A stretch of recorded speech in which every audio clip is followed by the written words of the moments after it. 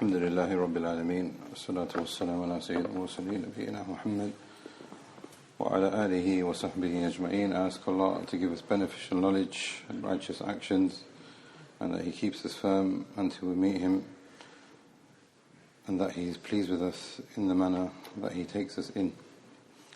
The topic that we have today is a new topic. It's not something that we've covered before.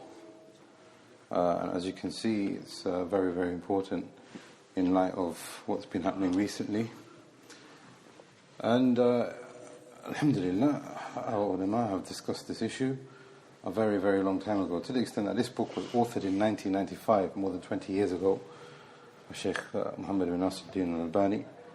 And the title of the book is called Takfir.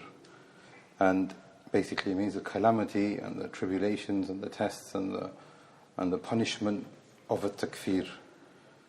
And this is a word that a lot of people are not accustomed to, even though it's very, very important for the whole Muslim ummah today.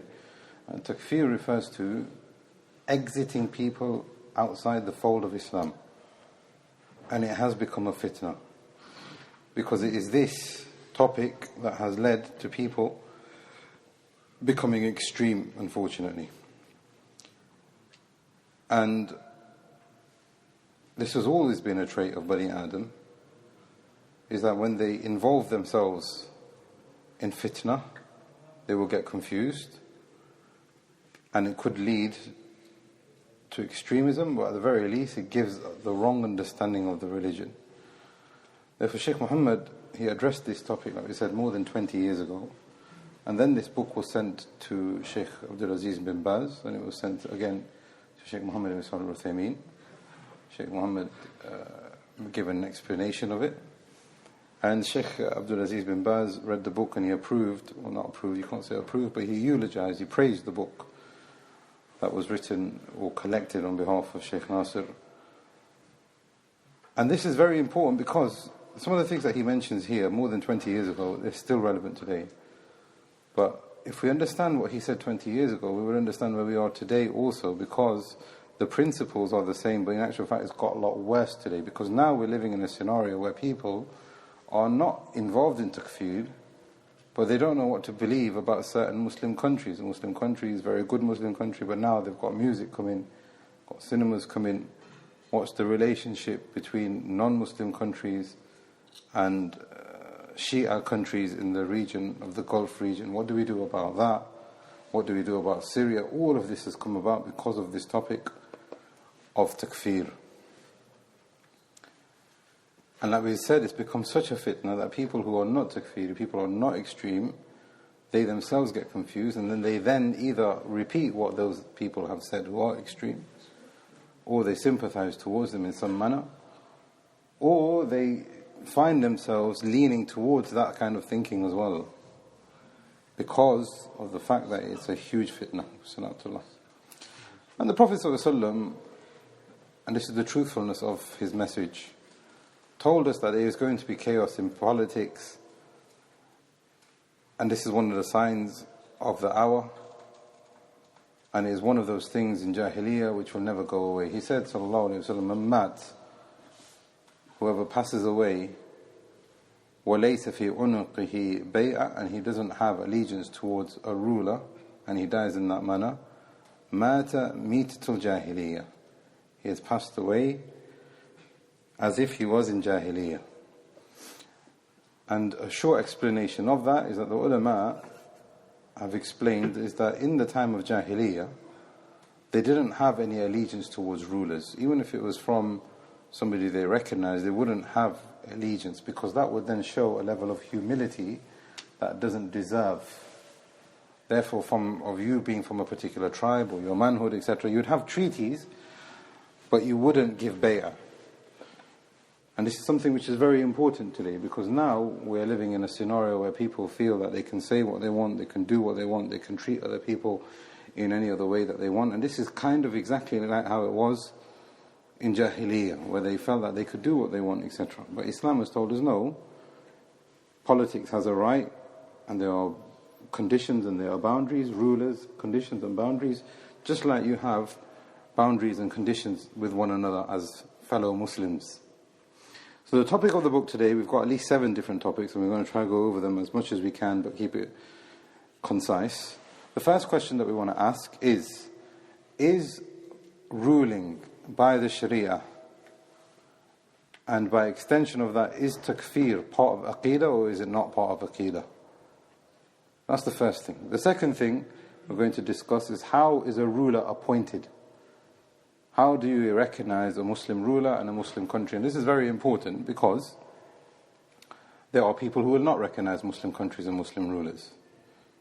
So it's important for us to define what is a ruler and how he is appointed, and then we can recognize that, yeah, he is the legitimate person for that role. The third thing that we will ask and look into, inshallah, is that does a ruler have separate rights to other Muslims? So now, if I see my brother doing something wrong, do I treat him differently to a ruler doing something wrong? Or are they the same?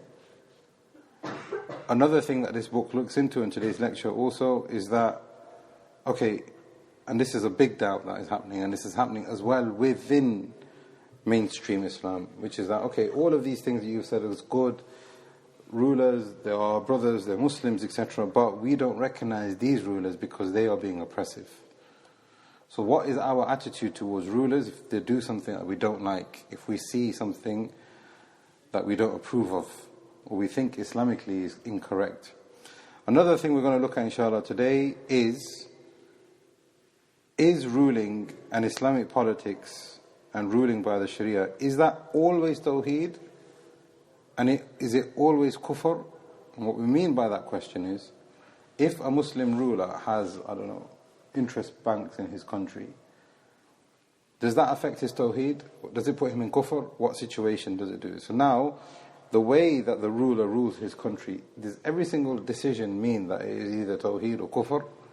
Because this is what the extremists talk about, and this is one of the things that we need to challenge. And then the author ends with the book with about 5 or 6 effects of extremism today, and he gives possible solutions. So the first question that we asked is Hukm part of Aqidah or not? Is it something that we should all be learning? And the answer is definitely yes. Because there is ijma' between the ulama, and ijma' basically means there's absolute consensus, there's no difference of opinion from any generation, from any location, from all the madhabs, is that if there is an Islamic government and an Islamic ruler, then we must hear and obey that ruler in whatever is good, whether he is pious or whether he is sinful. Imam Ahmad rahimahullah said, the principle we have is that we hear and obey the ruler, and this is from his well-known Aqidah, which he called a sunnah, whether he is pious or sinful. The ruler is the one who creates unity in society, and the people are in harmony because of this. And now he gives the reason as to why Islam says we should be together with the ruler. Abu Hasan al-Ashri, another one of the scholars, he said their scholars, or our scholars, are in consensus, here in consensus. So he said there's ijma', that hearing and obeying the rulers is an obligation upon the Muslims. If a Muslim ruler has been appointed, it becomes wajib for us to obey his law in his country and recognize him as a legitimate ruler, whether he is a pious person or a sinner. And look what he says, Khurooj, and extremism towards that ruler is not permissible at all. And there is consensus on that. And we can carry on, but I'll just give one more quote. And this is from Imam Barbahari in his Sunnah also, a well-known Aqidah book. He says, whoever repels against the ruler, then he is a Khariji. Whoever repels and revolts against the ruler, then he is a Khariji. Now, Khwarij are a group of people that came up, and they were the first innovation that came up. And they are called the Khwarij, like Ibn al-Qayyim rahimahullah said, is because what they do is they exit people outside the fold of Islam. If they don't like you, you're not Muslim. If they don't like you, you're not Muslim. If you don't agree with me, then you're not Muslim. They declared everybody outside of Islam based on major sins, and that's why they are known as the Khawarij. And they were the very first innovated sect that appeared in Islam. The very first one.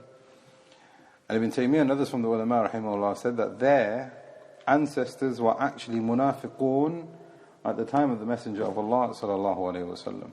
So this extremist idea has actually been born from the idea of nifaq, which is to show Islam, but inside you don't actually have any sincerity towards Islam. So now you can see why it's very important to our Aqidah.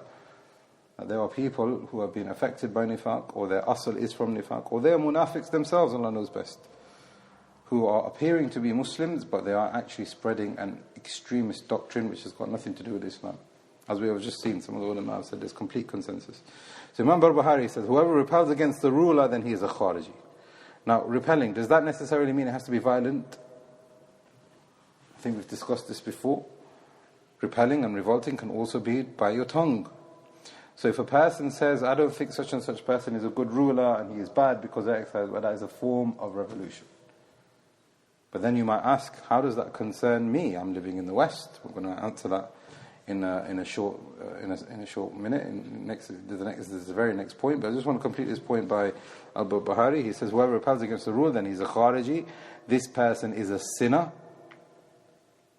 Whoever walks down the street and he starts stabbing innocent people, then he is definitely a sinner.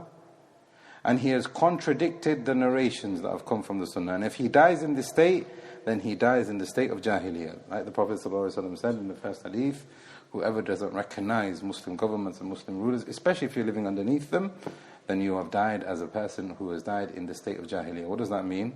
As if Islam has not come to you.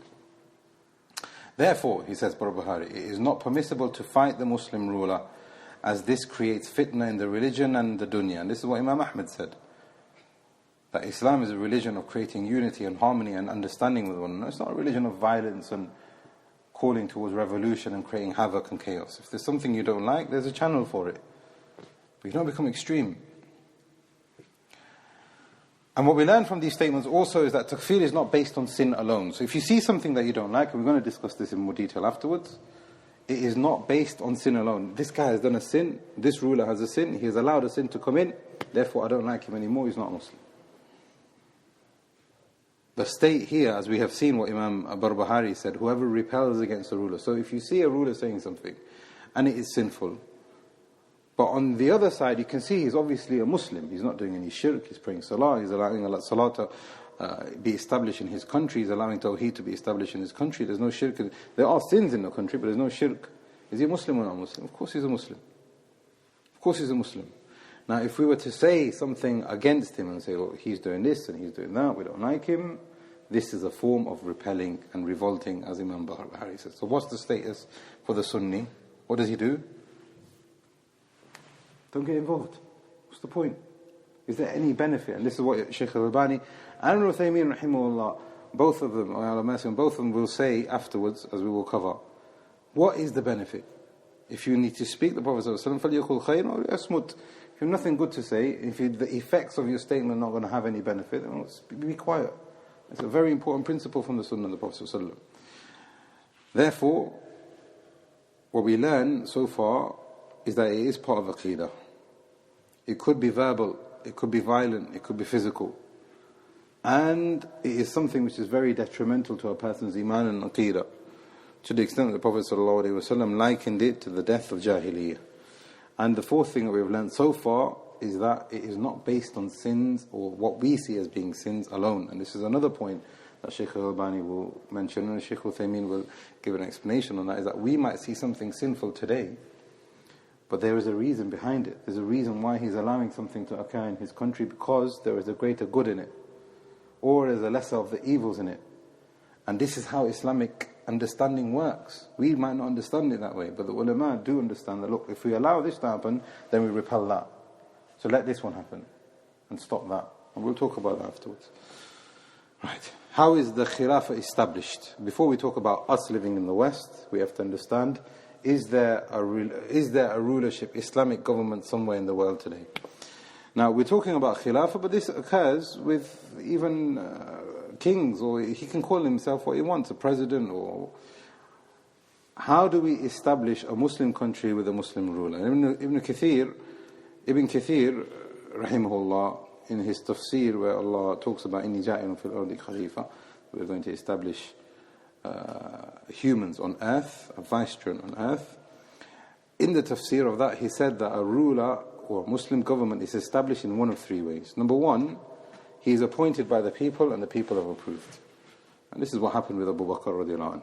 Everybody agreed, and he now became the ruler. Before that, there was no ruler. The Prophet ﷺ, he was the ruler. But before before that he wasn't appointed. Allah is the one who... So now, how is a ruler appointed? It's like we've got nothing in, no precedence for it. A group of people turn around and say, we elect this person. And everybody agrees. The second way a ruler or a government is established is that if the appointed ruler that we've had in the first place passes it on to the next ruler. And an example of this is how Abu Bakr passed it on to Umar radiallahu anhu.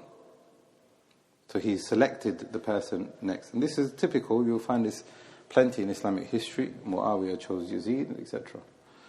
But then the third one, so both of these are legitimate, and there is no problem in understanding this one. But the third one, which is problematic in certain countries, in certain scenarios, is that if there is a Muslim ruler and he comes and he takes the country and the government by force, even if he is oppressive, do we then recognize him as a Muslim ruler?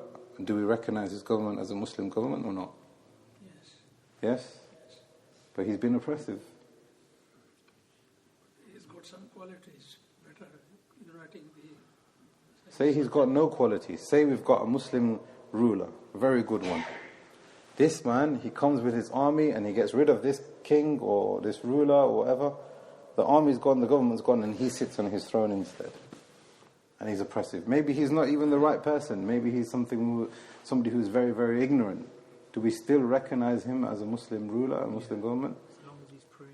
Yeah. So long as he's praying, he's Muslim, even if he's oppressive? Yeah, he's Muslim. It's very good. Because a lot of people say, no, that's not right. They are puppets. He's not a Muslim ruler anyway. He's been put there by a certain country. He's not a Muslim ruler anyway. And this is from the extremist ideology. But alhamdulillah, we don't have this in the room, because everybody is saying now is that even if he is taking it by force, he is still a Muslim. And Ibn Kathir rahimahullah, he said these are the three ways that a government is established. Either, everybody agrees, either the ruler himself chooses the next person, and the third one is that he can possibly even take it by force. Now here's a very important question now connected to this, because the third one has a level of sin in it, because he's oppressive, he's taken over, and he might not even be a good Muslim perhaps. He might pray and things, but he might not actually be a person who is fit for the job. What do we do when we have oppressive rulers? Now this affects us, even in this country here, and it definitely affects the Muslim Ummah until today. Imam Muslim in his Sahih has a chapter, and he says, Luzum Jama'at al-Muslimin, or Jama'at al-Muslimin, Inda Dhuhur al-Fitan. That's the chapter of one of the chapters that he has in his Sahih. And what that means is that you must stick to the Muslim community even if there is a great deal of corruption, meaning even from the ruler. And in that chapter he brings a hadith of Hudhayfa. And Hudhayfa, well-known hadith, used to ask the Prophet ﷺ about the bad things that are going to happen, the fitna, and he said people used to ask about the good things. I used to ask about the bad things, and the Prophet ﷺ explained to me some of those bad things. And then Hudhayfa said in one of those narrations, Hal wara' dhalika shar khayr? Is there going to be any time that it's going to go back to being good after fitna and after badness? And the Prophet ﷺ said, Naam. And then he said, yes. So then Hudhayfa asks, فَهَلْ وَرَاءَ ذَلِكَ خَيْرٌ شَرٌ? Then will it go back to being bad again after it was good? The Prophet ﷺ said, yes. So Hudhayfa said, how? How is this going to happen? How is it going to go from good to bad, fitna, moving up and down like that? The Prophet ﷺ, he said, يَكُونْ بَعْدِ أَئِمَّةً. There's going to be rulers that will come, لَا يَهْتَدُونَ بِهَدِي. They will not rule, and they will not be guided with my guidance, وَلَا يَسْتَنُّونَ بِسُنَّتِي, and they will not follow my sunnah.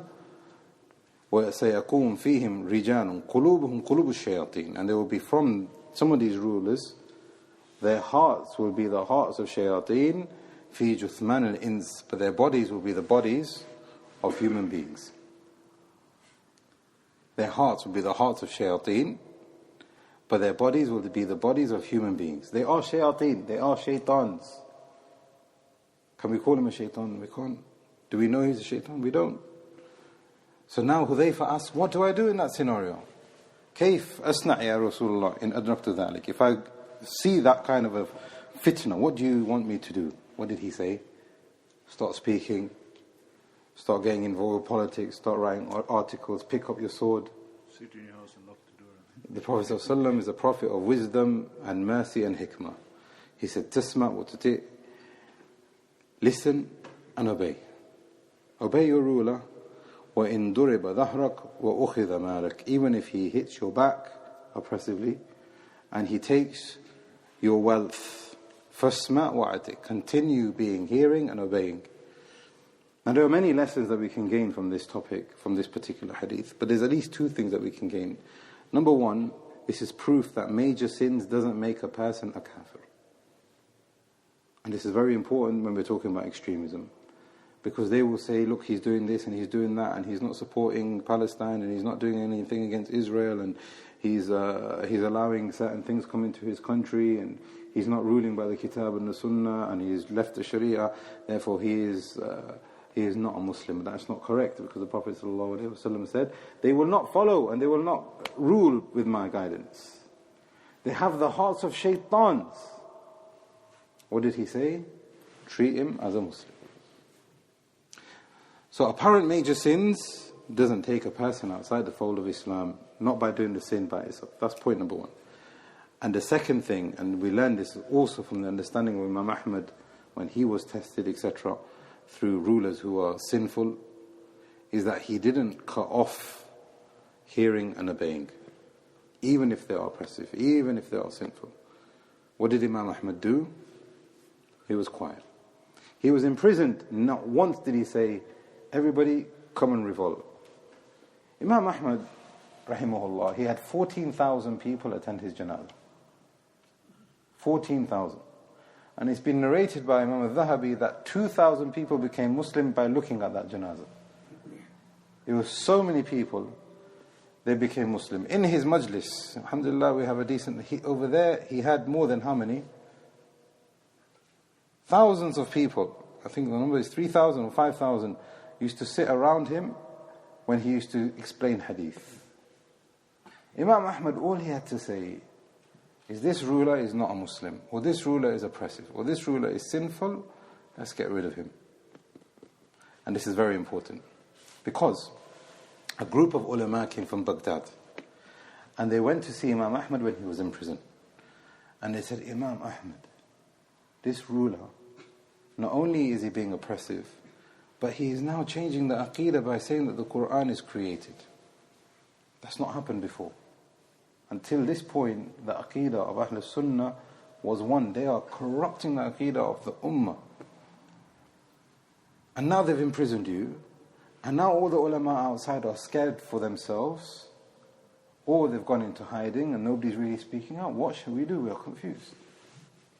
Tell us if you want us. Now they come from Baghdad. If you want us, we can pass out a message. What shall we do? Imam Ahmad said, An-nakira. The thing that you've just explained to me, the thing that you hate from your ruler, fi qulubikum.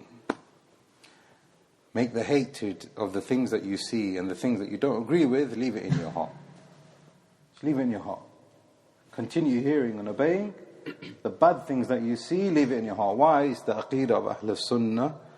We do not revolt, not in tongue and not in action. So he sent them back on their way and he said, hate it in your heart and continue, because Allah subhanahu wa ta'ala will remove oppression, and the Prophet ﷺ said it'll be good after bad. And this also answers the doubt that some people will bring, and this is a very important doubt that they bring, is the extremists say, yes, we agree with all of this. I don't think there's any extremists who will disagree with anything that we've said so far, but they will say, we do not agree with the way that you're applying it. Certain Muslim countries, or all Muslim countries that we have today, we do not follow them because they are not Muslim. And everything that you have said today applies only to Muslim governments. But we'll discuss that now, but I think the answer's already been found in the thing that we've discussed, the hadith of Hudayfa. The Prophet ﷺ said, their hearts are the hearts of shayateen. They will leave ruling with my sunnah. Therefore, that doesn't make sense, because the Prophet ﷺ has already explained that these people would be shayateen, but still you have to treat them as Muslim. But we'll talk about that again in a second. But now there's another question which comes, which is, how does this all apply to us in the West? We have a Muslim country in the Middle East, we have plenty of Muslim countries around the world. What do we do with those rulerships when we're living in a non-Muslim country? The ulama again are agreed that when you are living under that Muslim ruler, you have to hear and obey. But even if you are not living under that Muslim ruler, you still have to keep that in your Aqidah. And the evidence for that is towards the end of the 4th, 5th century, there was an Abbasid Caliphate called Abu Ja'far, and he lost parts of his Muslim empire, North Africa and Andalus, etc. And then they started creating their own empire. So now you had 2 different Muslim empires. The ulama were agreed at that time, this never happened before, so the ulama were agreed at that time in the books of fiqh, that if you are in Andalus, you have to obey that ruler. The moment you step out of Andalus and you pass the border, they didn't have borders then, and you get a visa to go into another territory, then you obey Abu Ja'far, the Abbasid ruler. So what that means for us now is that every single ruler is recognized as a Muslim ruler. That's point number 1. Point number 2, if Abu Ja'far and whoever there is, different empires at that time, if they're recognized, that means we can't revolt against them. Number 3, if you are in your own territory, away from that different ruler there, you still have to respect him and recognize him. Not that you live in Andalus that you can speak about him just because he's not your ruler. This was agreed by the books of fiqh that every single ruler has his own territory and they have right for rule in their own jurisdiction, and it remains the Aqidah of Ahlul Sunnah that they do not revolt against the rulers. I thought this introduction is very important because it leads into the book. And we haven't actually even begun the book yet. And the Shaykh, when he talks about Takfir and he talks about extremism in this book, he splits into 3 parts. And the first part he talks about, what do you think is the most important thing that he talks about? If somebody asks you about extremism today, what is the most important thing? He says the most important thing is going back to the correct understanding of the religion. So he's going to talk about manhaj. The second thing is that he's going to talk about is the ruling by other than what Allah has revealed. Because that is the core of extremism. If a person believes that there is no Muslim ruler in the world today, it is very likely that he then becomes takfiri and a jihadi and extremist. But if a person recognizes that these are Muslim rulers, okay, I don't like them, perhaps I will speak out against them, but I'm not going to fight them, that's his country, then it's very likely that that person doesn't become extreme and he doesn't become jihadi, even though verbally he will sympathize with the same thing that the takfiri and the jihadi is doing. And you will find that with the state of most of the Muslim people, which is very unfortunate, but you can see how delicate the situation is and how important it is for us to understand. People's tongues are very loose and they're very quick to judge Muslim rulers, etc. And that is exactly what takfiris have been saying. So he's going to talk about the ruling on other than by what Allah has revealed, and then he will end the book with the solution, rahimahullah. So he begins with the Khutbah al-Hajah, and like we said, this was written over 20 years ago. So some of the things have actually changed since then, as we can imagine. And a lot of the things have got worse, but the things he talked about in this book still remain relevant because the principles are the same.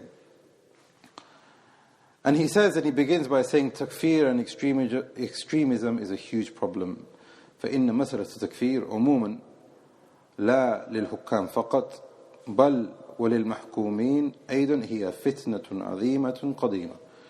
Not just for the rulers, but for the general Muslim ummah, it is a huge problem which has never gone away. And according to al-Albani, rahimahullah, he said that there are 2 reasons for extremism. Number 1, a lack of knowledge. And number 2, with people being upon the wrong manhaj and having the wrong understanding and interpretation of what Islam is. Because Allah says in the Quran in various places for us to follow the Prophet ﷺ and those people who are then followed them in guidance. So Allah says, for example, in Surah An-Nisa, وَمَن يُشَاقِقِ الرَّسُولِ, whoever disobeys the Messenger of Allah and goes away from his hidayah, مِن بَعْدِ مَا تَبَيَّنَ لَهُ الْهُدَى وَيَتَّبِعْ غَيْرَ سَبِيلِ الْمُؤْمِنِينَ, and they follow a way other than the way of the believers, نُوَلِّهِ مَا تَوَلَّى, he will be left in his deviation, وَنُسْلِهِ جَهَنَّمْ, and his path is to the hellfire, وَسَاءَتْ مَصِيرًا, and how evil path that is. So the Shaykh says that in order for a person to be guided to the correct interpretation of Islam, based on this ayah, he needs to have a good understanding of the Quran, the Sunnah of the Prophet ﷺ, because Allah says, وَمَن يُشَاقِقِ الرَّسُولِ, whoever goes away from the understanding of the Messenger of Allah ﷺ, وَيَتَّبِعْ غَيْرِ سَبِيلِ الْمُؤْمِنِينَ, meaning following a way which is not the way of the Salaf of this Ummah. And that's how all innovations appear. And then the Shaykh gives a reason for that. He goes, when you leave following the way of the Salaf, there is no Muslim except that he will read the Quran and say, okay, I understand the Quran in this way, or I understand the Hadith in that way. Even the Shia do that. Even non-Muslims do that. They'll open the Quran and says, your book says this. But how do we get the right understanding? So the Shaykh is saying here, sometimes people will take the text in the wrong manner. Sometimes people will apply their own intellect and the way they think it is. And a lot of the time people will apply their understanding based on their own desires to understand what the religion is. Because of that, people will then end up deviated. And based on this ayah as well, and this is a very important point for all of us, he said, rahimahullah, most people give themselves too much credit than they deserve. Most people consider themselves as being pious. So instead of taking knowledge from the correct sources, instead of going back to the ulama, they will say, no, well, I'm somebody who has studied the Quran. I'm 40, 50, 60 years old. How is a 30-year-old child who's come from Medina University going to explain the religion to me? I can read it myself. Shaykh al-Albani rahimahullah said most people consider themselves as being too pious. And because of that, when they open the book, when they read a hadith, they understand it in the way they want to understand it without verifying it from ulama, even if those ulama are younger than them. And another thing that he gains from this ayah, which is a very important point, is that some people feel that they don't need the Sabil al-Mu'mineen. They don't need to go back to an understanding of the Salaf of this Ummah. They are happy with their madhab, or they're happy with their masjid, or they're happy with their Maulana, or their Shaykh, or their Pir, and they don't need to think twice and think, actually, is this the right understanding or not? Maybe he could be wrong. I still respect him, but maybe he could be wrong. So the Shaykh is saying here, sometimes people give themselves too much credit, and sometimes people will feel that they don't need to have their knowledge to be checked for them. Or that they themselves, or the third thing that he gives as an example of, is that they themselves are the Sabil al-Mu'mineen. And this is what he says about Jamaat al-Takfir, as in the people who are extreme. They themselves give themselves too much credit, and they themselves are the people who are holding the banner of Islam, and nobody else is doing that. The Shaykh then goes on to explain why this is all important, and why it's important to manhaj. Excuse me. Is because the Prophet ﷺ told us that the Yahud before us split into 71 sects, and the Christians split into 72 sects, and this ummah will split into 73 sects, كلها في النار إلا واحدة, and every single one of them will be in the hellfire except one.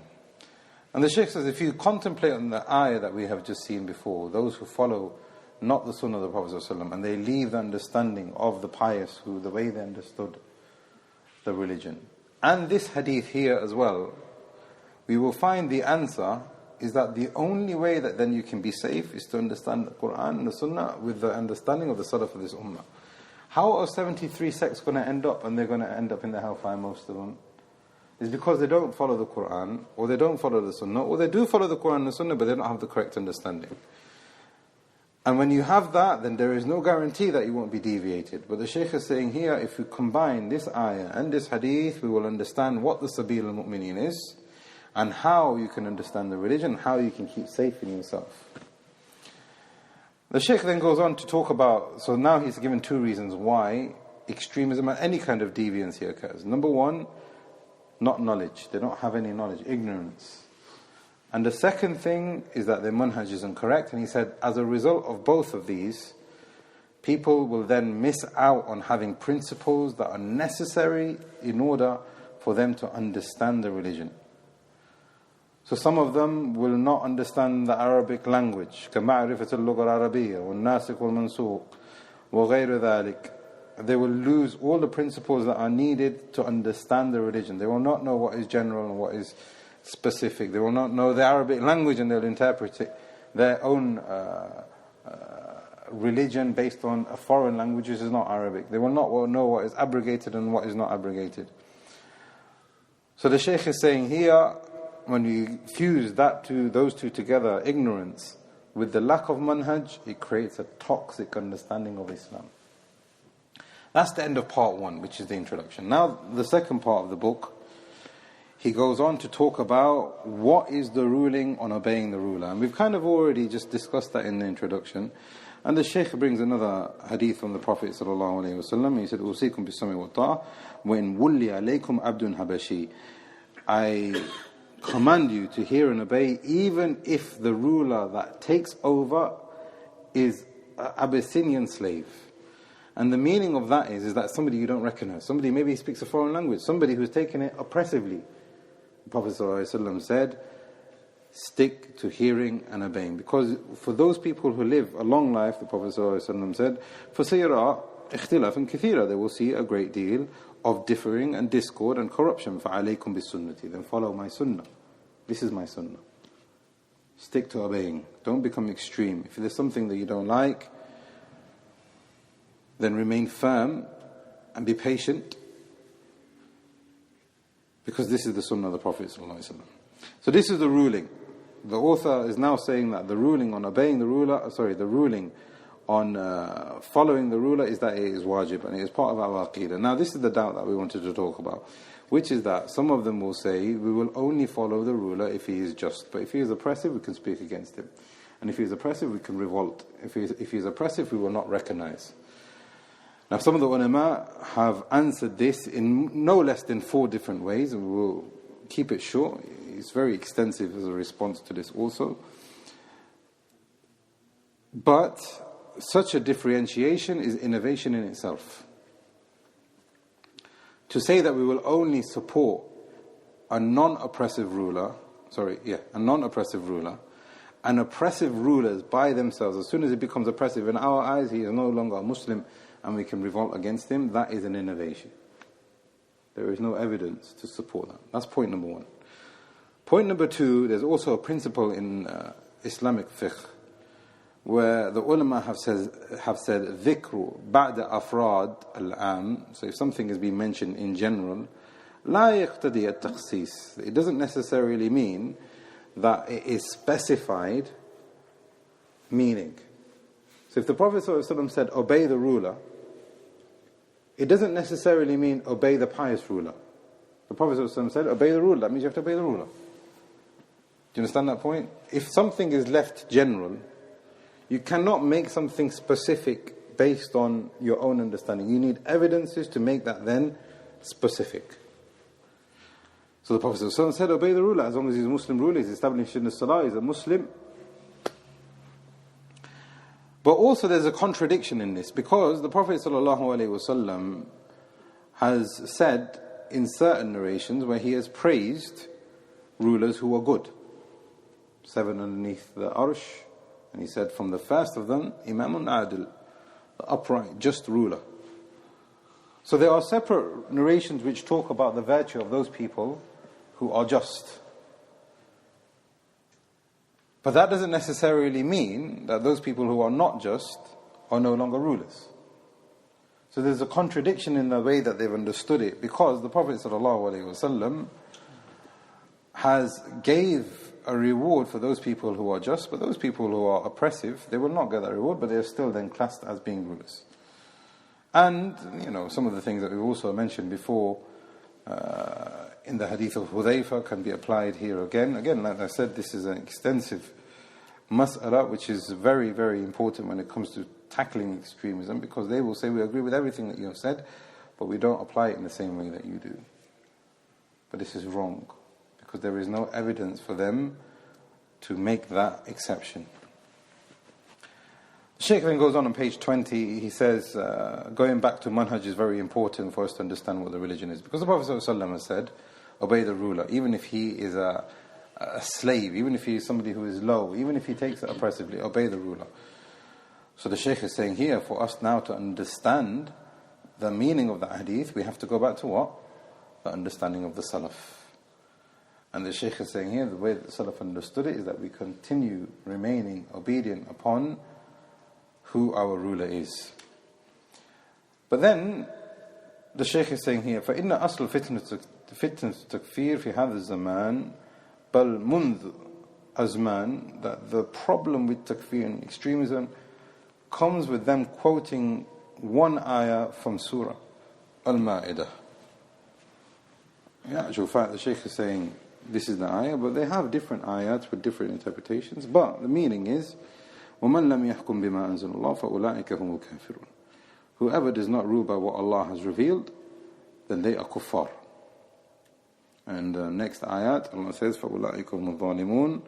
And in the next one they are oppressive, and the next one after that, فَأُولَٰئِكَ هُمُ الْفَاسِقُونَ. Then they are clear and open sinners. Whoever doesn't rule by the law of the Sharia, then they are either kuffar, they are either oppressive, or either they are fusaq, and they are deemed as being open sinners. Shaykh al-Albani rahimahullah said that they understand kufr here in this ayah to mean kufr. And they do not differentiate between major kufr and minor kufr. They do not differentiate between kufr inside of this religion and kufr outside of this religion. And this is the problem, because he says kufr in the Quran doesn't always mean an exiting from Islam. So what does kufr mean then? The Shaykh says, sometimes an act of kufr will take a person outside of Islam. Major kufr. And sometimes the word kufr, disbelief in the Quran and the Sunnah, refers to a major sin, and it doesn't necessarily refer to that person having exited Islam. And he uses the proof from the tafsir of this ayah, the statement of Ibn Abbas radiyallahu anhuma, where he said, لَيْسَ الْكُفْرُ الَّذِي تَذْهَبُونَ إِلَيْهِ. This is not the kufr that you think that this ayah is talking about. This ayah is not talking about major kufr. إِنَّهُ لَيْسَ كُفْرًا يَنْقُلْ عَنِ الْمِلَّةِ. This is not the kufr that will take you outside the fold of Islam, which will make you a non-Muslim, which will exit you outside of Islam. هُوَ كُفْرٌ دُونَ كُفْرٌ. It is a kufr which is of a lesser kufr. Therefore, this ayah is talking about major sin. And this narration has been made sahih by Hakim and Dhahabi and many from the ulama, including Ibn Taymiyyah and Ibn Qayyim rahimahullah. Now, Shaykh Muhammad al-Uthaymin inserts a comment. And he doesn't actually comment a lot in this book, but when he does, it is very valuable. So he says, rahimahullah, it is important for us to know that the chain of this narration, going back to Ibn Abbas, has some reservations. Because the people of takfir and extremism, they reject this understanding from Ibn Abbas. They say that the chain is weak. But the Shaykh says, yes, it has some reservations, but it was accepted by the major scholars of this ummah. And we've just mentioned some of them, Ibn Kathir as well, Hakim, Dhahabi, Ibn Taymiyyah, Ibn Qayyim. So even if the chain is weak, we also know a very important principle in Islam, that you may have a chain for something which is weak, but the general understanding can be gained from looking at other texts. That's one point. The second point he makes, and this is a very important one, he says, where is your respect? Where is your respect to the ulama? There are scholars who are greater than you who have accepted this narration, like Ibn Taymiyyah Ibn Qayyim rahimahullah. So then how is it possible for us people who are lesser in knowledge and lesser in piety and lesser in ranking, for us then to say, well, he was wrong? That's the second point. The third point that he makes, Ibn Uthaymin rahimahullah, is that yes, there is a differentiation between major and minor kufr. Not all kufr is the same. So the Prophet ﷺ said, Sibabul Muslim fusuq wa qitaluhu kufr. And the Prophet ﷺ said, to say and insult your brother, to insult another Muslim is a sin. And to fight with your brother, or to harm your brother, or to even kill your brother is an act of kufr. What kind of kufr is that? If a Muslim kills another Muslim, is he a kafir? No. So what does kufr refer to here? Minor kufr, major sin. And this is proof for it. And Ibn Baz rahimahullah also uses this narration as proof to say that there is a difference between major and minor kufr. Therefore, this ayah is not talking about anybody who doesn't rule by the sharia, that he is automatically a kafir. And this is very important when we're talking about extremism. Ibn Uthaymin rahimahullah then goes on to say is that they understand these ayat and their religion in a way that is not befitting. And the reason why they come to that conclusion is for three things. And this is general for all innovations. He said, rahimahullah, قِلَّةُ بِدَاءَ مِنَ الْعِلْمِ. When a person lacks knowledge, then he will make mistakes. That's point number one. How do people end up in innovation? How do people end up in misguidance and sins and mistake? A lack of knowledge. Number two, he said, rahimahullah, a lack of principles. And this is very important. Understanding the Quran and the Sunnah with the understanding of the Salaf of this Ummah means that we will also have principles on how we understand the religion. Therefore, people will end up making mistakes in the way they understand their religion, as the Shaykh said, قِلَّةُ فِقْهُ الْقَوَائِدِ الشَّرِيعَةِ, because they don't have the principles that are needed to understand the Sharia as a whole. That's the second thing. And a third thing that he mentions, and this is very important, is that sometimes people end up in innovations, and especially this one here, because of having bad intentions. Some people have an agenda. And when a person has an agenda and he has bad intentions, they can change the text in whatever way they want. And they can manipulate, and they can convince ala su' al-irada, as the Shaykh said, with a bad intention. But going back to the ayah where Allah says, whoever rules by other than what Allah has revealed, then he is from the kafirun. The Shaykh says, Ibn Uthaymin rahimahullah, that it's very important for us to differentiate between two things. Even if we were to say that the ayah is talking about major kufr, we differentiate between a description and the action. You need to differentiate between these two things, and it's very important. And I think we've talked about this before also. If you see a person making ghibah, for example, and the Prophet ﷺ said in another hadith, a person who makes ghibah, he'll never enter Jannah. Can we say now, you, just because you've done ghibah once, you're never going to go to Jannah? Or you're going to be punished before you go to Jannah? Can't say that. Therefore, Ibn Uthaymin is saying it's very important. Even if we say for argument's sake, this ayah refers to a major sin. Does that necessarily mean now that we can now apply that ayah and take that person outside the fold of Islam based on his action without speaking to him even, without knowing why he is doing it? That's definitely not the case, and we've talked about this before on separate settings. We don't want to repeat that right now. So Ibn Uthaymin repeats that principle, which is very important. The Shaykh al-Albani rahimahullah, to illustrate further that major kufr and minor kufr are two separate things, he gives us now an example, a practical example of what is major kufr and minor kufr.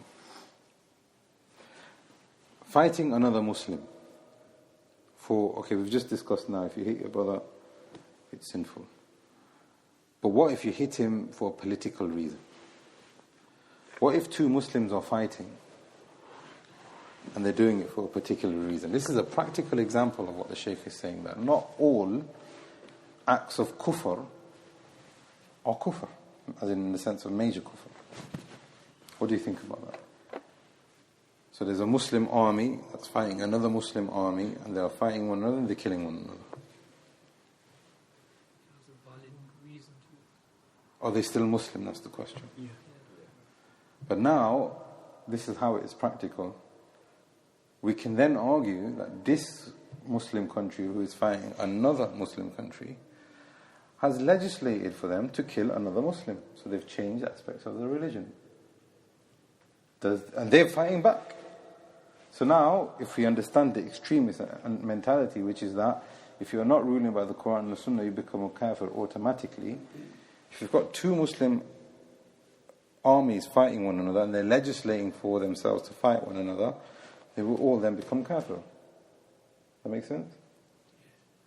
That happened in the time of Ali and Muawiyah. Therefore,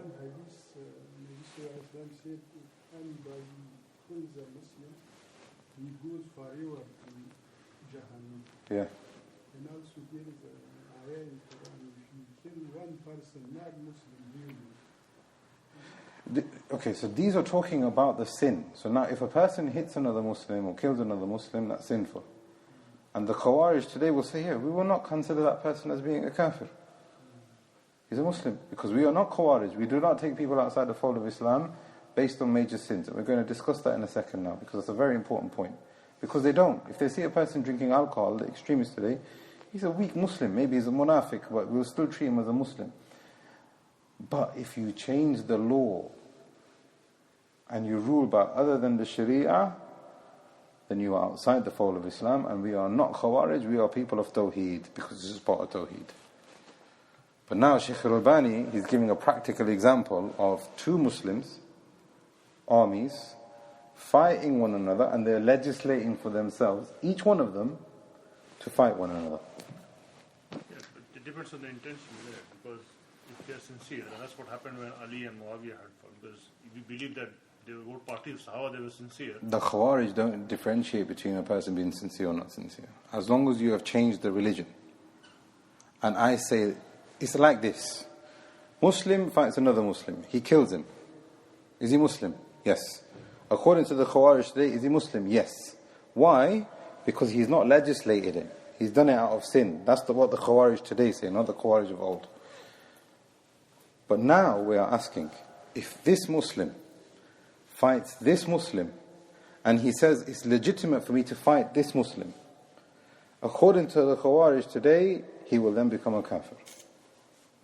And if this Muslim says, no, I want to fight this Muslim back, according to the Khurooj today, they are both of them Muslims. So the Shaykh al-Albani rahimahullah from the Hukm, he gives you now that there is a difference between major kufr and minor kufr, but he also gives you a practical example directly from the Quran on how their understanding and their principles don't work. And this is the example between Ali and Muawiyah, and Allah talks about it in the Quran. وَإِن طَائِفَتَانِ مِنَ الْمُؤْمِنِينَ. If two groups of the Muslims fight one another, what does Allah say? Muslimin or mu'mineen? They are both mu'min. They are both mu'min. And both of them have legislated for themselves according to what they think is right, based on the Quran and the Sunnah. But the Khawarij of today, we will reject that. So the Shaykh is saying here that there is a difference between major and minor kufr. And the major one has conditions and the minor one has conditions, and we're going to talk about that in a second. Then the Shaykh goes on to move on to another important point. And this is why none of us in this room are safe. And in actual fact, people who are here in London recently and the Westminster Bridge before, some of the people that were affected were actually Muslims. The terrorist who went there and he hurt innocent people, some of them were Muslims. Why? How can an extremist and a Khariji today hit another Muslim? Because in their mind, if you are not with us, if you are living in this country, if you are not making hijrah towards Daesh or wherever it is, then you are like them. We will declare you as being a kafir also. Shaykh al-Albani, more than 20 years ago, talked about this in his book. He said, not only do you apply takfir to the rulers, but under what precedence can you then make takfir of the imams of the masjids and regular Muslims? And the reason why you guys do that is because you say that they are pleased, or that you have become passive Muslims and you are just letting things happen, and you don't care about Tawhid. Because they call establishing the Sharia on earth Tawhid. In response to this, Shaykh al-Albani, he says, number one, we cannot generalize. We can't generalize kufr for every single person. And we've talked about that, Uthaymin just mentioned that before. If a person is making ghibah, and the Prophet ﷺ said he's not going to the Jannah, he's going to be in the hellfire, we cannot say that this general hadith applies to this person in specific.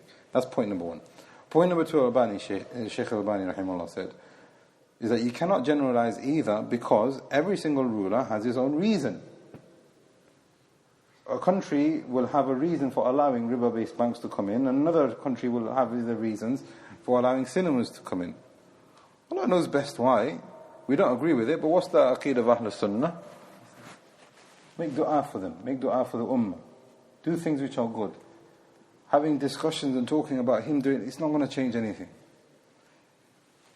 So the Shaykh is saying here, rahimahullah, that different rulers and different politics have different things.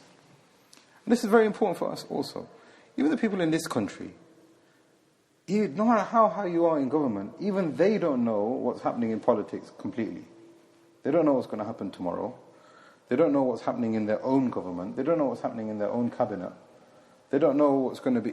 Politics is very, very difficult for us to understand. And Islam is saying here now, for us to engage in speaking against the ruler in public is just going to create chaos. And that's the situation we are in this country now. Until recently it's got solved, but it's not really. It's still not gone away. With the issue of Brexit, people are becoming more violent with one another. It's not even about minorities and non-minorities anymore. It's becoming a very hostile place for us to live in. Same thing is happening in America, same thing happening in different countries. That is because, Islamically, it says, you shouldn't get involved with politics unless you're somebody who is learned. If everybody is speaking and everybody is voting and people don't know what they are voting towards, and people then can't accept the other person's opinion correctly, it's just going to create chaos. The second thing Shaykh al-Albani rahimahullah says, that you claim not to be the Khwarij, but you then make takfir based on association. And this is a very important point, especially for Salafis. Ibn Hazm rahimahullah has ijma' on this point, which is that you cannot label a person based on association. So now, I am here, and another person is there. I have seen him with him, that means he is exactly like him. Even in your aql, it doesn't make sense. He has his free will and he makes choices. If he's got some kind of sins, am I then attached to his sins also? Am I attached to every single opinion that he has? By association, there is no precedence, and that is an innovation. Shaykh al-Albani rahimahullah said, you claim not to be the Khawarij, but you behave like the Khawarij by making takfir based on association. And that's not allowed. So now, for example, if I go to a Muslim country and I live under that ruler, even if I don't like the ruler, I don't like what he is doing, etc., I'll remain quiet, make dua, ask Allah to bring about goodness and ease. But the Khawarij will say, you are just as bad as him because you are living underneath him. But that's not an Islamic principle. That will never occur in Islam. Now, this is a very important point, and we've arrived at this situation now, where the Khawarij of today, the extremists of today, they will say that we are not the Khawarij. Because the Khawarij have the Aqidah of the Mu'tazila. Initially they did. And the Khawarij are those people who take people outside of Islam based on all major sins. But we don't do that. Shaykh al-Albani says, taking people out due to a major sin, or even if you just specify one major sin, that is still the Khawarij. So if we are focusing on one major sin, then you have still got the mentality of the Khawarij. So therefore you are still extreme. He said, rahimahullah, so whatever you choose to label yourselves, it doesn't change the reality. Whatever, and this is a very important point, because Islam says that you're going to save yourself by going to Jannah. It's not about a label that you wear on your thawb. It's not about what you call yourself, or what you call your channel, or what you call your... It's about the characteristics that you have. The Shaykh says, whatever you choose to label yourselves doesn't change the reality. The reality is all your characteristics. And if your characteristics are beloved to Allah, that's how you will enter Jannah. You can call yourself Muslim, you can call yourself Salafi, you can call yourself al-Hadith, but if you are not really following that understanding correctly, then that is not the reality. The third thing he says, to mention this also now, he says, how do you measure takfir by association? If a person does one thing wrong, or two things wrong, or three things wrong, when does he become a kafir? Now, the Shaykh moves on to another point, where he talks about types of ruling but other than what Allah has revealed. Because in talking about this issue, we have to understand that there is a difference between major kufr and minor kufr. Major kufr takes a person outside of Islam, minor kufr leaves a person still inside of Islam. Ibn al-Uthaymin rahimahullah said that there are three scenarios. And we'll give an example to show you how this applies not just to the rulers, but to regular Muslims. A person has a beard. Tomorrow he says, I'm going to shave my beard, Allah protect us, because I think shaving is better than the sunnah of the Prophet ﷺ. This is my Aqidah now. What do you say about such a person? Is he Muslim or not Muslim? If a person legislates shaving his beard, or let's make it a little bit easier. A person drinks alcohol, Allah protect us, and he says drinking alcohol is better than making it haram. Is he a Muslim or not a Muslim? Is he saying it's halal? He's saying it's halal. He's saying it's better than the Sharia. Not only is he saying it's halal, he's saying it's better. That's kufr. Why? وَمَنْ لَمْ يَحْكُمْ بِمَا أَنزَلَ اللَّهُ فَأُولَٰئِكَ هُمُ الْكَافِرُونَ. This is the meaning. So before anybody misunderstands what we are saying here, the ayah can refer to major kufr and it can refer to minor kufr. And this is a scenario of how it refers to major kufr. So if a person says anything from the Sharia, anything outside of the Sharia is better than the Sharia, then this is an act of kufr. Does he become a kafir on the spot? No. It's a very important distinction as well. Okay, that's the first scenario. The second scenario, so remember the first one is he says it's better. The second scenario, where he says that it is halal. What does that mean? That means something other than the Sharia is good, but the Sharia is also good. This is halal, this is halal. Nothing is better. This is good, this is good. You want to have a beard? Good. If you don't want to have a beard, it's also good. It's exactly the same. Drink alcohol, don't drink alcohol. Exactly the same. How is it kufr? He's just affirmed. If he's making something permissible. Huh? What do you think? He's still changing. How is he changing it? Like he's still saying it's good to... Allah bless you. If a person says something is the same with Uthaymin rahimahullah, saying that is still kufr. Why? Because this is making shirk with Allah in his legislation. So a person is saying what Allah has legislated is good, but it's exactly the same as what somebody else has legislated. Is he a kafir on the spot? No. Very important. The people of Takfir don't understand these things. They don't have these principles, and this is what we were saying. It's very important to go back to the way of the Salaf. Okay. Another scenario. A person shaves the beard. Brother, why do you shave the beard? Yeah, I know it's bad. I'd like to have a beard. Make dua for me. One day I'll have a beard, inshallah. I want to die with the sunnah of the Prophet sallallahu alaihi wasallam. Akhi, why do you drink alcohol? Why are you smoking cigarettes? Why are you listening to music? Why are you doing zina? Why are you doing riba? I know it's bad, Akhi. Make dua for me. What do we say about that person? Muslim, sinful. Has he said it's the same? No. Has he said, no, this way of life is better? No. Is he doing it by his actions? Yes. In his actions, he's saying either both of them are the same, or I prefer this one. Right now, I prefer this one. But in his iman, he is not saying that. And this is a very important point, because the takfirs and the extremists will say, he is a kafir. And this is why it's very important for us to now know that there is no difference between the Quranic ayat have been referred and revealed for me and you, as well as it is for the rulers. There's no difference. He's still a human being. He's still our brother. Therefore, whether it's a country that you are ruling or whether it's your own personal decisions that you're on, these are the three scenarios. There's no fourth. A person thinks that something else is better than the Sharia. Or he thinks that it's halal, this is good and that is good. Or he thinks the Sharia is perfect. If only Allah gave me tawfiq, If only I can lose some of the weakness myself, then I would do it. But for now, I'm just going to continue sinning and doing something, or allowing sins to happen in my country. And this is very important, because like I said, it applies to the ruler and the non-ruler. When we understand that it applies to the ruler and the non-ruler, then does ghiba apply to the ruler and the non-ruler? So now if we start saying, this ruler has done this because I think he's a puppet, he's done this because he's doing it because he's weak, or his iman is not good, or he's this and he's that, is that ghiba? It's ghiba. There's no difference between me talking about somebody else or the ruler. And this is a very important point. This is why it's from the Aqidah of Ahlul Sunnah that we remain quiet, because of the maslahah and the mafsadah, because of the good and the bad involved. And that's part of our Aqidah. But also with your respect as it is for your brother. And what are you doing for yourself? Yawm al-Qiyamah, you've spoken about the ruler for 2-3 hours, and you've just given him all of your good deeds. For what reason? And all of that time he has been an oppressor. What have you done? You've just given him away your good deeds for free, when he doesn't even deserve it. So what was the point?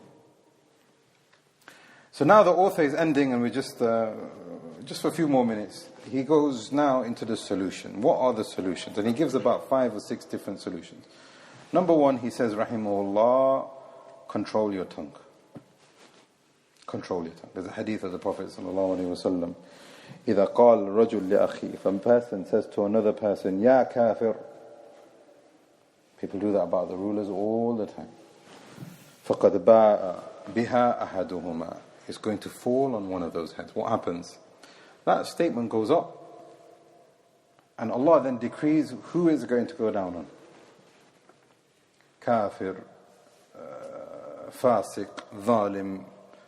Any kind of an insult that you issue out, the Prophet ﷺ, kafir is the highest one, but any kind of an insult that you issue out, it goes up. Nothing that you say stays here. It gets recorded and it goes up. Whether it's good or bad. And if it is good, it gets multiplied. The Prophet ﷺ said, whoever says La ilaha illallah, it travels up all the way where? To the Arsh of Rahman. La ilaha illallah. Travels all that far. How far? Allah says in the Quran, بِمِقْدَارَ أَلْفِ سَنَةٍ. The travel of the angels from up and down from the Arsh is a travel of 1,000 years distance for us. So when a person says La ilaha illallah, the angels take it at the distance of a journey 500 years, because it's one way going. Nothing remains unchallenged. It's written, and the angels will do something with it. So the Prophet ﷺ said, whoever says to his brother, Ya kafir, whoever says to his brother any kind of an insult, may Allah protect us, فَقَدْ بَاءَ بِهَا أَحَدُهُمَا, it's going to land on one of them. So when it comes back down, if it is truthful, then it goes on the person who is truthful. And if it is not truthful, the sin of that insult comes back down on that person's head. May Allah protect us. So the Shaykh is saying here, number 1, what is the solution from extremism? Not only should we refer back to the manhaj, etc., but be careful with your tongues. Also, another solution from falling into extremism is treat people based on what is apparent. And we all know the well-known incident of Usama bin Zayd, where he killed a person after he said La ilaha illallah. And the Prophet ﷺ said, did you open up his heart? Did you open up his heart? Until Usama said, I wish I hadn't become Muslim except on that day, or I wish I hadn't born except on that. What that means is I wish all of my previous sins would have been erased, and I wish I could start from today fresh. Because now the Prophet ﷺ said, ماذا تصنع? What are you going to do with La ilaha illallah yawm al-Qiyamah? I cannot help you now. Usama was regretting what he has done. Therefore, if a person comes to you with La ilaha illallah, treat it as it is. Don't remove that. Because what are you going to do with that on Yawm al-Qiyamah, as the Prophet said. Number 3, and this is a very important point, because al-Uthaymin takes this further also. So look at the effects. If you do want to talk about ruler and government, what are the effects? What's it going to create? Is there going to be any khair in it for yourself, for your family? Is it going to change the situation in the country? Ibn Uthaymin rahimahullah said, this is a very good point from Shaykh al-Albani. Because those people who have made takfir, what have they actually achieved? He said, rahimahullah ibn Uthaymin, the whole reason why this jama'ah of takfir has become big is because the issue between Palestine and Israel. Okay. So now they make takfir against Muslim rulers, and they say they are no longer Muslim because they are doing X, Y, and Z in their own countries, and they're not doing enough to remove Israel. Because of that, they ended up becoming extreme and referring to those rulers as being non-Muslim. But what's the result? Israel is still there. Palestine is getting weaker. In actual fact, as a result of their fitna, the people in Palestine are having it even more difficult. Not only that, now, what's happened? We've got Tunisia, we've got Libya, we've got Egypt, we've got Syria. You can name the countries are getting bigger and bigger.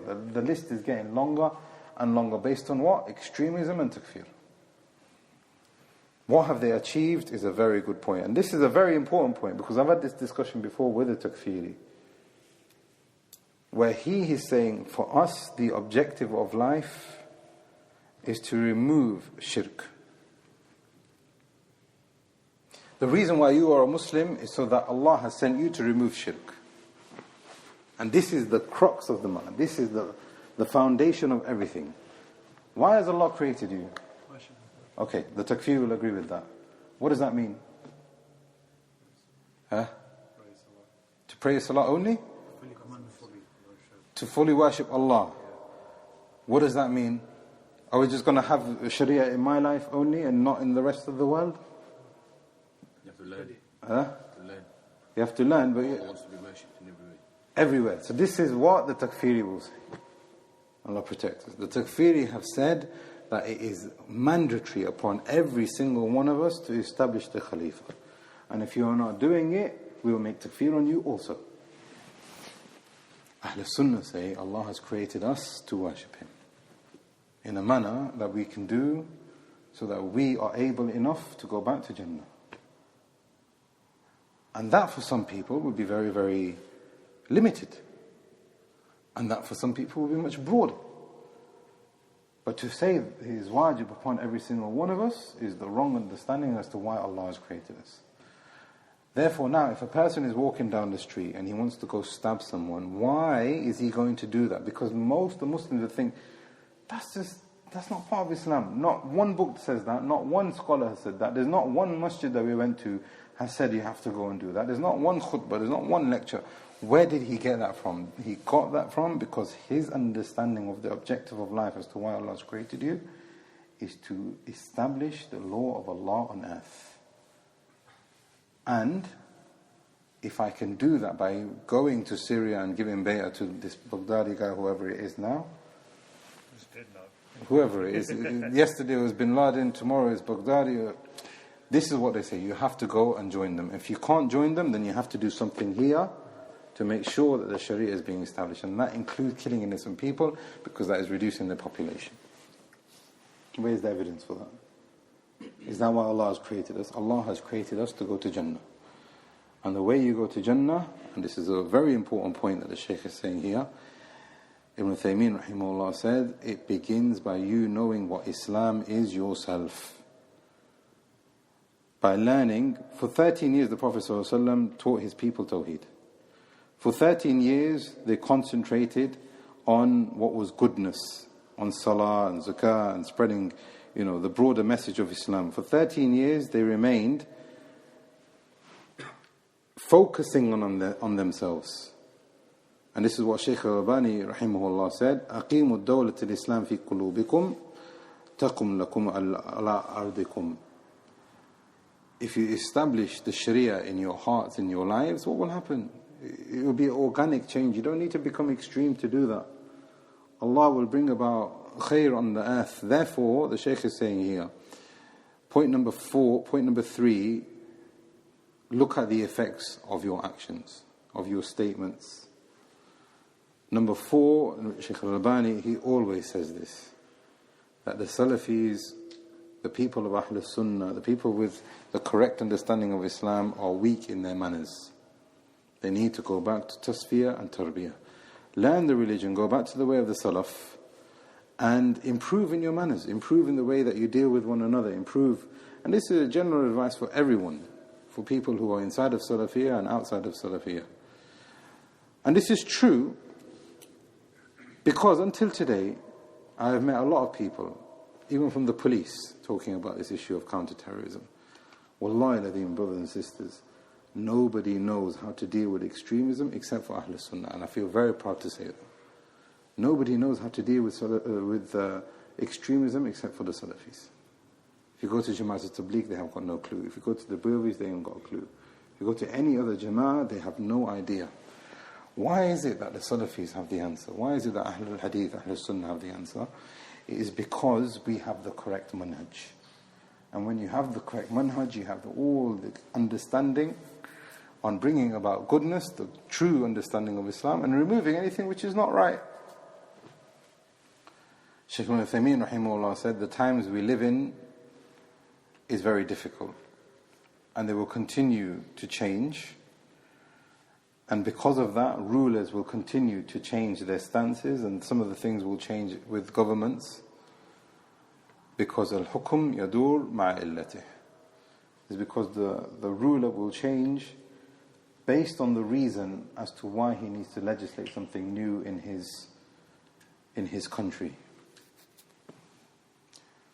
Therefore, there's going to be a lot of ease and there's going to be a lot of hardship. But the only way that you can go back to it is if you sort your own ilm out, you sort your own manhaj out, you sort your own connection with Allah subhanahu wa ta'ala out.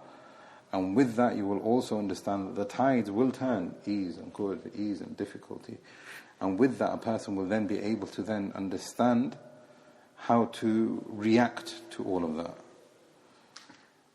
Ask Allah to give us iman and tawfiq, and that He brings rectification to this ummah, and that He saves us from the fitna of extremism, and that He allows our youth also to continue to get closer to Him, and He preserves them also, because they are preying on the youth. So Allah protect our youth and protect us and protect our communities and environments and keep us stable in this country, because Allah knows that Islamophobia and oppression against Muslims is growing because of the foolishness amongst us. So we ask Allah that He doesn't hold us to account because of the actions of those people who are foolish. هذا والله أعلم وصلى الله على نبينا محمد وعلى آله وصحبه أجمعين. Any questions? Yes, sir. What do you say about the individuals when they're living under oppressive ruler? Instead of making dua for the ruler, they do curse him and do la'an upon him. Are they sinful when they do that? So Imam al-Barbahari says any kind of revolting is revolting.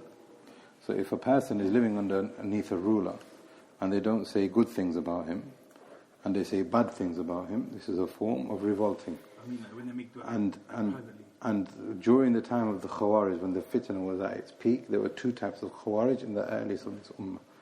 There was the physical Khwarij, and there was another sect of the Khwarij called the Khwarij al-Qa'diyya. And Imam Ahmad rahimahullah said that these are the worst forms of the Khawarij. Why? The Qa'diyya are basically those ones who sit, he sits down. But what he does is he speaks. And he lifts the emotions and the spirits of people so that the foolish ones will go out and start stabbing people. And this is what's happening in the prisons. Because this is what the people, the government, the prevent system, this is what they're saying. This man, he went to prison, he wasn't extreme. He was arrested for handing out leaflets. He wasn't extreme. His mom even said at that time, he was not extreme. He was just got into a bad environment and he got caught with material which was not good, but he wasn't extreme. When he went into prison, he met someone from the Qa'diyya. He is isolated, he's in prison, but he groomed him, he indoctrinated him, comes out and he starts doing all this foolishness. 2 weeks later, the other guy, what was his name, Uzma Khan, same thing. Went to prison, comes out, becomes even more extreme. How do you go into prison and become even more extreme? This is because the Khawarij, which are the Qa'diyya, are the worst form of the Khawarij, like Imam Ahmad said. And this is what most of the Ummah, they don't understand. They get involved with politics and they resemble the Qa'diyya, even if he is not extreme. So you will find a lot of people saying, he did this, he did that, this country is doing this, that country is doing... It's not the way of Ahlul Sunnah. Therefore, speaking against the rulers, making dua against the ruler is a form of Khurooj.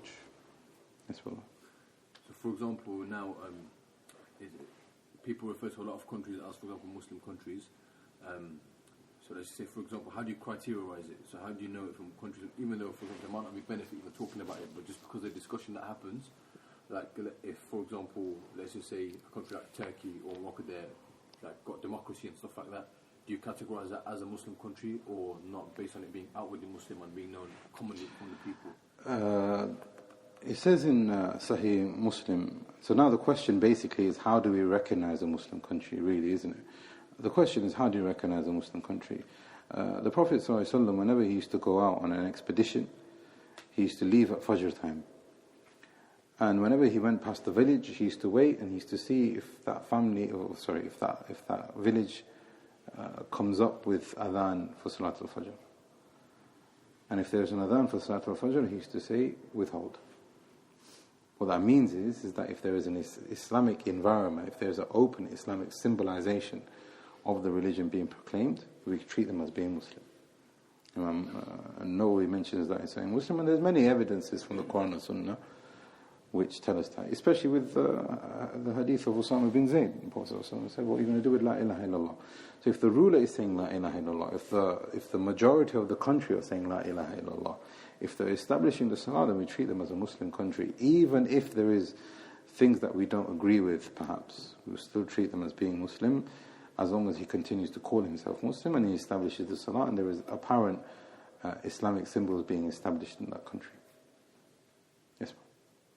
So I wanted to ask, you know, you basically said people basically they can't be associated. Like, for example, you can't associate someone with someone else and be like, what about the saying that says al-Maru ala din Khalil? So now the question is asking, you cannot associate people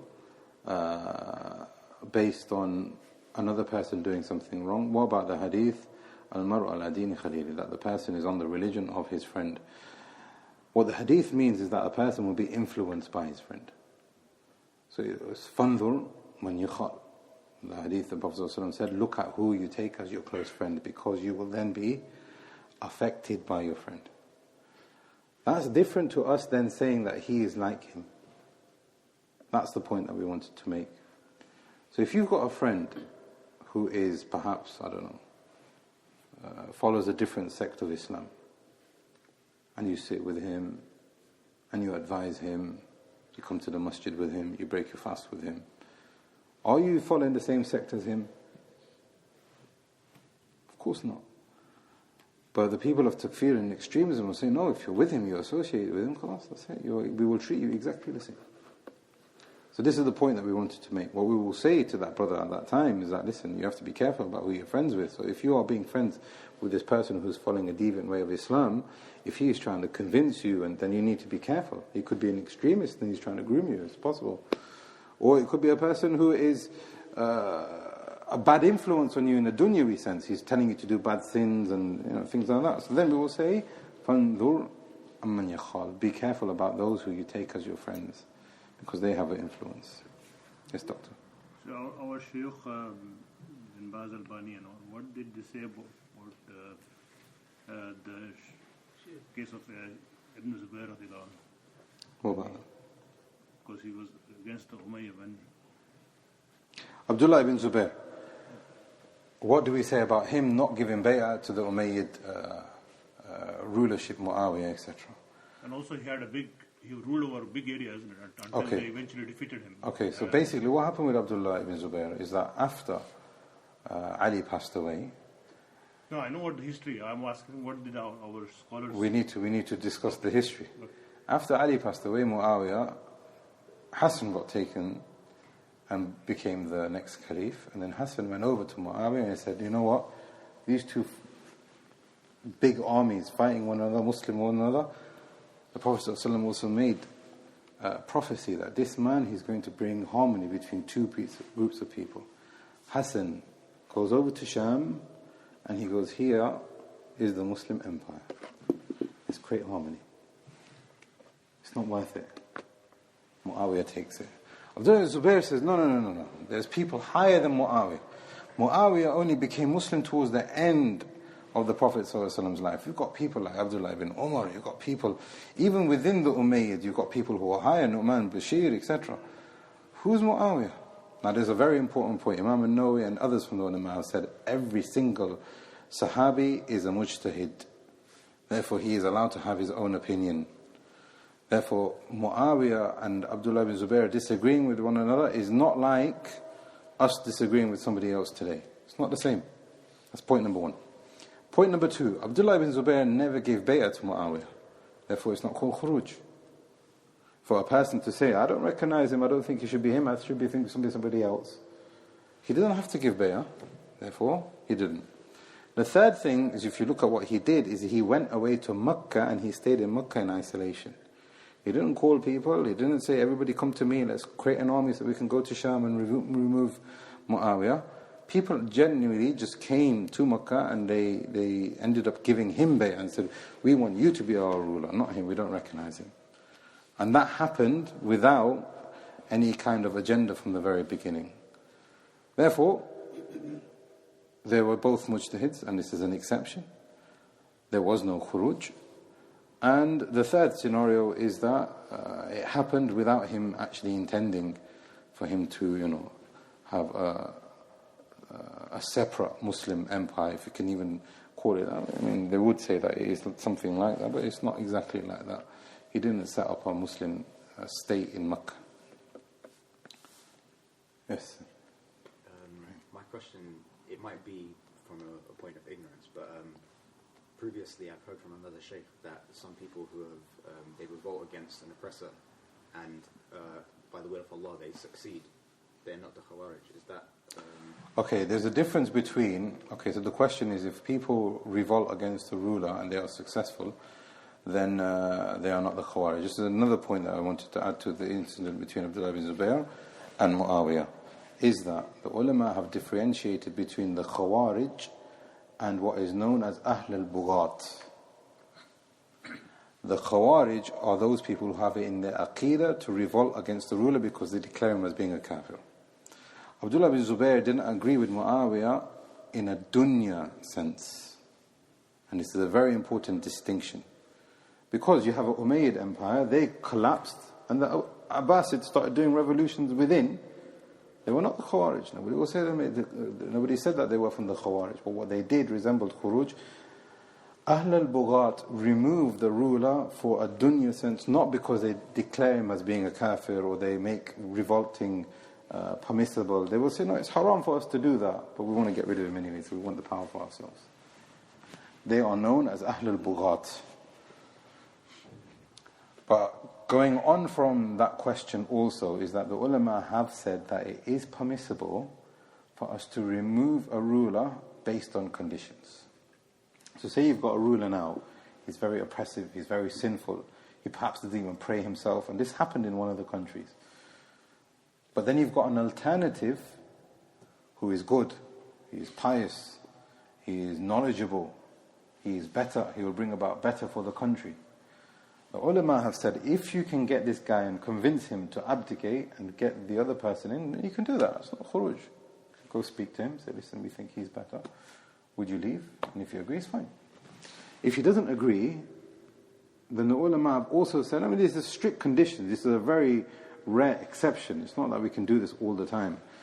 But if he doesn't agree, then the ulama have also mentioned is that if there's not going to be greater harm, you do have genuinely somebody that can replace him, and there are other conditions also, then that is not considered as Khurooj. That is not considered as Khurooj. So it's not about whether you're being successful or not. It's either the person is removed either out of being from Ahl al-Bughat, and that they themselves have revolted against the rule and removed him, or they could have been from the Khawarij, and if they're the Khawarij, they're the Khawarij, even if they are successful. And the third scenario could be where the person is lesser and we do need to get rid of him, and he's holding the ummah back, and he's holding that country back, and he's creating a lot of fitna, etc. And by removing, there's going to be a greater good. It is not the thumb rule. And again, here we are not making takfir of him. This is a very important point. So if you are going to, in that third scenario, if you are going to remove him, it's nothing to do with this topic directly. Rehan. There is one ayah in Surah Baqarah Surah.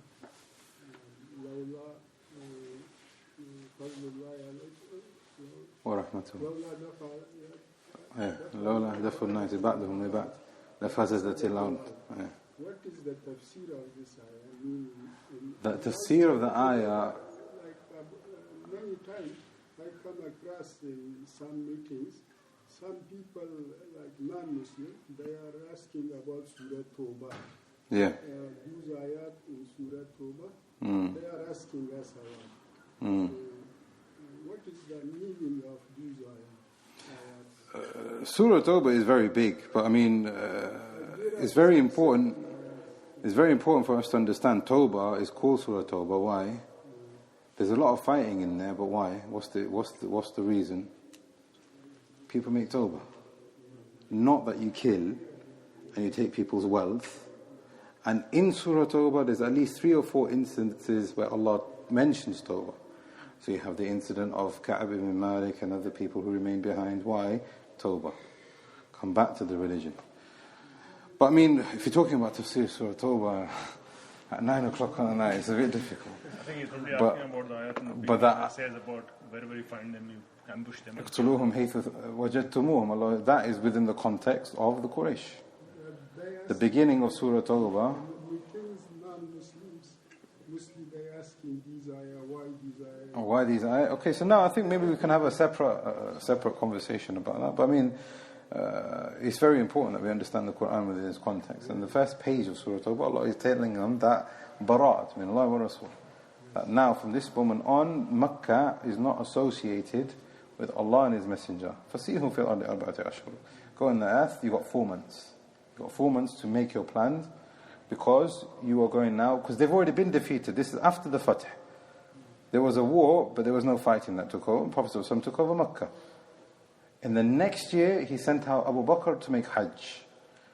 They've had 1 year already after the defeat. Abu Bakr goes out for Hajj and he goes, from now on you've got 4 months. Except for those people who have a contract which is longer, then they can stay until the contract expires. But you've got 4 months for most of you to make a decision. Because now this place is going to become, because we are the victors, we are going to take over and we're going to make it the place of Tawhid. So then Allah says within that context, if there are people who are going to then be treacherous beyond that, then you can fight them wherever you find them. That's not for all Muslims. That is within a contract, after a defeat. After a defeat, there's 2 defeats. There's Hudaybiyah and then there's the Fatah as well. So there's a huge level of context in that. Well, Allah says in Surah Al-Baqarah, وَلَوْلَا دَفْعُ اللَّهِ النَّاسَ بَعْدُهُمْ بِبَعْدٍ لَفَسَدَتِ الْأَرْضِ. This is talking about jihad and the prescription of jihad. And why jihad has been legislated. It is to repel oppression and to give justice the upper hand. And Allah is saying that had jihad, correct jihad, not been legislated, then there will just be oppression and anarchy on the earth. But there has to be one group of people who are going to get involved with combat with laws. Can you imagine people from this ummah, if they engage in jihad correctly, there are so many restrictions. You can't even go into the country and damage a plant. You can't go into a country and start bombing people and killing people. You're not allowed to target women or children or the elderly. There are so many strict laws. And that clearly shows us that even within the midst of battle, there's a great deal of rahmah. And Allah is saying here in this ayah, had Allah not prescribed jihad in the correct manner and what jihad actually is and the purpose and the objectives, we've talked about that before in the khutbah and we can talk about that in a separate sitting, then there will be a lot of corruption just like what we see today. So now we have fraud, now we have so many injustices. I ask Allah to give us tawfiq and iman and that He is pleased with us until we meet Him. هذا والله أعلم سبحانك اللهم وبحمدك